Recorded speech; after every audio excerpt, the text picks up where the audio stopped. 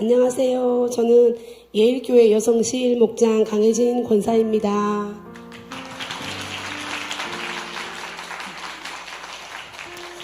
예수님을 나의 구원자와 주님으로 모시기 전에는 저의 내면은 불안하고 예민함이 가득한 상태였습니다. 저의 유년 시절은 할머니의 미신과 무당이 집안 구석구석을 다니며 빌어주던 모습을 보고 자랐습니다. 그리고 저의 부모님들이 삶으로 가르친 인생관은 바로 사주팔자 운명이었습니다. 부모님은 저에게 좋든 나쁘든 그게 다 자기가 타고난 팔자가 있고 사람마다 타고난 팔자대로 그냥 사는 것이라고 했습니다. 저는 4대가 한 지붕 아래 함께 살았고 다복하고 화목한 가정처럼 보였습니다.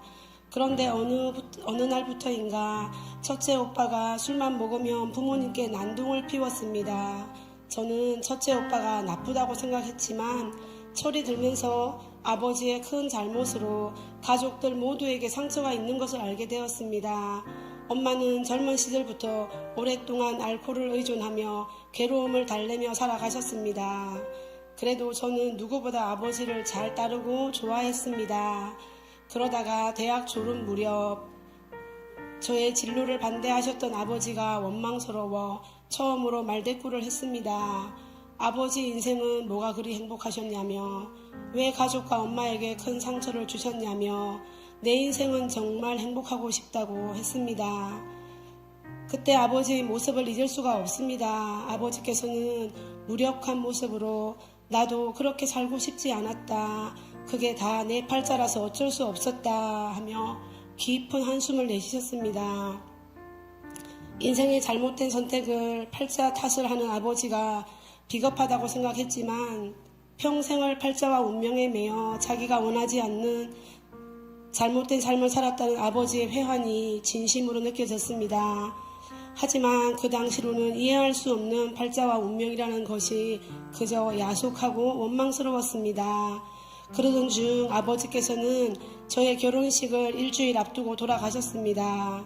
아버지의 장례를 치르느라 결혼식은 3개월 뒤로 미뤄졌고 안타깝게도 또 결혼 3일 전 할머니의 장례가 터지고 말았습니다. 그때 저는 아버지가 말씀하신 팔자 운명, 이것이 이런 것인가 하는 두려움이 덜컥 마음에 걸렸습니다. 결국 같은 날 친정에서는 장례식을, 저는 결혼식을 치르게 되었습니다. 그렇게 시작한 저의 결혼 생활은 처음부터 순탄치 못했습니다. 지금은 믿음의 가장이요, 든든한 믿음의 가장이요, 우리 교회 안수 집사님이시지만 당시에는 하나님을 믿지 않는 남편과 결혼하면서 저는 교회도 자주 빠지게 되고 하나님과 멀어지게 되었습니다. 저는 작은 일에도 심하게 예민했고 남편과 다투기라도 하면 어렵게 이룬 결혼을 후회하며 스스로를 운명과 팔자에 묶었습니다. 제가 바라던 행복한 삶이 아닌 괴로운 나날들이 반복되자 제 아내는 사는 게 다 어쩔 수 없는 거지 하며 인생에 대한 허무함과 내 힘으로 아무것도 할 수 없는 것에 대한 우울감이 자리 잡았습니다. 그러던 어느 날 슬픔에 빠져 엄마처럼 술을 의지하는 저를 발견하고 정신이 번쩍 들었습니다. 그날 밤 저는 간절하게 하나님을 찾았습니다. 하나님, 저를 보고 계시지요. 저를 좀 도와주세요. 눈물로 기도하다 잠이 들었습니다. 얼마 후 우리 예일교회에서 예배를 드리다가 하나님의 음성을 들었습니다. 내가 너를 사랑한다. 내가 너를 한순간도 잊지 않았다. 내가 너를 반드시 회복시킬 것이다. 그 음성은 시원한 파도처럼 제 마음에 밀려와 얼룩진 나의 마음을 깨끗하게 씻어주었습니다. 하나님을 떠나 영적 고와 같이 홀로 있던 저를 하나님이 만나주셨고 위로해 주셨습니다. 그날 이후 제 안에는 신기한 변화가 생겼습니다. 모든 것이 새롭게 보였습니다. 남편도 제 인생도 하나님이 주신 마음으로 사랑하게 되었습니다. 하나님의 말씀이 확신으로 다가왔고 예수님의 십자가 사랑은 제 안에 있는 두려움과 불안함을 다 몰아내어 주었습니다. 평안함과 기쁨이 찾아왔습니다. 더 이상 속절없이 당하는 운명의 삶이 아닌 나를 사랑하시고 나를 인도하시는 하나님과 함께하는 삶에서 자신감과 용기가 넘쳤습니다. 그 후로 어떤 일이든 어린아이처럼 하나님 아버지 앞에 달려와서 기도했습니다. 하나님은 저의 간절한 기도에 즉각적으로 응답해 주셨습니다. 당시 인천에 거주하고 있었는데 우리 교회와 제가 운영하던 가게 근처로 이사올 계획으로 집을 팔았습니다. 마음에 정해둔 집이 있었기에 그 집이 나오기만을 기다리며 기도했습니다. 이사날은 점점 다가오는데 좀처럼 집이 나오지 않았습니다. 집을 비워줘야 하는 시점이 불과 2주일밖에 남지 않았을 때에 그 아파트에 매매 한 건이 나왔습니다. 저는 곧바로 계약을 했지만 그 집에 들어갈 수 있는 날이 한 달 뒤였습니다. 당시 어린 두 자녀를 데리고 당장 지낼 곳을 구해야 한다는 막막함에 예배당을 찾아와 하나님 앞에 계약서를 펴놓고 한참을 펑펑 울었습니다. 그런데 바로 다음 날 부동산에서 전화가 왔습니다. 집주인이 새 집을 사게 되어 곧바로 집을 비울 테니 언제든지 이사 들어오라는 것이었습니다. 할렐루야, 하나님이 하셨습니다. 우리 예일교회는 양육반이라는 성경 공부 시간이 있습니다.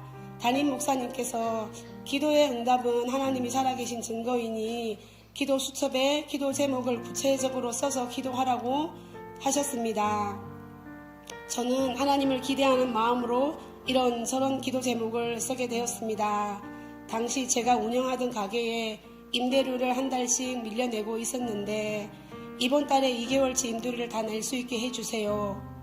순간 제 머릿속에는 이건 좀 어려울 것 같아 라는 생각이 들어서 지우개를 들었다가 그래도 내가 손해볼 건 없는데 기도해보자 하는 마음이 들었습니다. 며칠 뒤 저녁 시간에 하나님이 보내주신 한 손님이 가게로 들어왔습니다.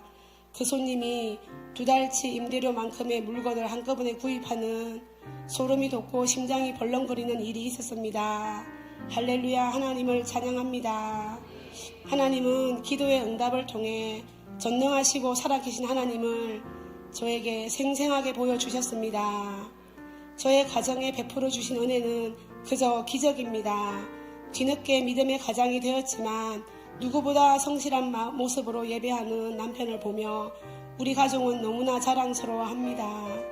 교회에서 말씀으로 양육을 받고 자라난 자녀들이 이제는 장성하여 서로를 위해 기도하고 서로에게 힘과 용기를 주는 믿음의 동력자가 되었습니다.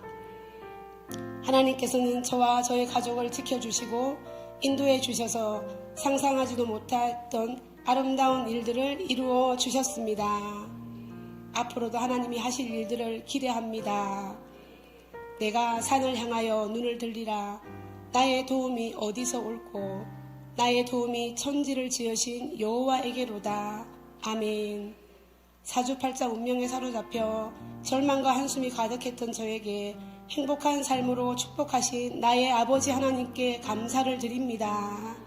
매주 하나님의 말씀으로 깨우쳐 주시고 성도들을 위하여 진심으로 마음 다해 기도해 주시는 담임 목사님께 감사를 드립니다. 감사합니다.